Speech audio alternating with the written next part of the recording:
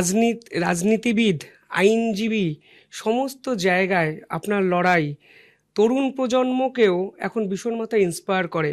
অথচ আপনি অনেক বেশি উদার, অনেক বেশি হাসি খুশি, চাপমুক্ত এক ব্যক্তিত্ব। এটাকে কিভাবে ব্যালেন্স করেন? এটা এই প্রশ্নটা প্রায়শই আমাকে অনেকেই করেন। যেটা আমার মনে হয় সেটা হচ্ছে যে লক্ষ্যমাত্রা যদি স্থির থাকে এবং যে দৃষ্টিভঙ্গি বা আদর্শ নিয়ে সেই লক্ষ্যমাত্রাকে অর্জন করবার জন্য যদি আস্থা থাকে, তাহলে চাপের কোনো কারণ নেই। কেন এই সময় ব্যক্তি স্বার্থ যুক্ত নয়। মানুষ চাপে কখন পড়ে? যখন তার ব্যক্তি স্বার্থ যুক্ত হয়ে পড়ে।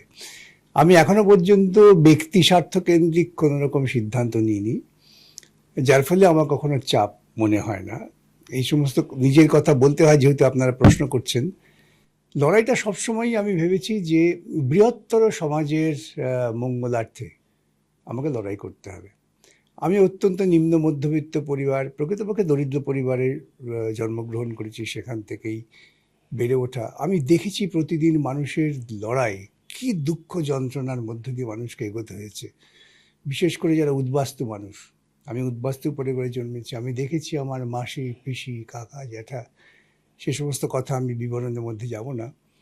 কিন্তু সেখান থেকেই প্রায় কৈশোরকাল থেকে আমার মনের মধ্যে একটা প্রচণ্ড প্রতিবাদ স্পৃহা জেগেছে এবং সেখান থেকেই হয়তো লড়াইয়ের একটা উৎসাহ, অনুপ্রেরণা।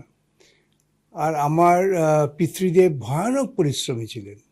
ভাবা যায় কি কঠোর পরিশ্রম করেছেন। আমি এখন যখন চোখ বন্ধ করে ভাবি, তখন মনে হয় যে সেই মানুষটাকে শ্রদ্ধা জানাবার একমাত্র পদ্ধতি হচ্ছে সততার সঙ্গে কাজ করা।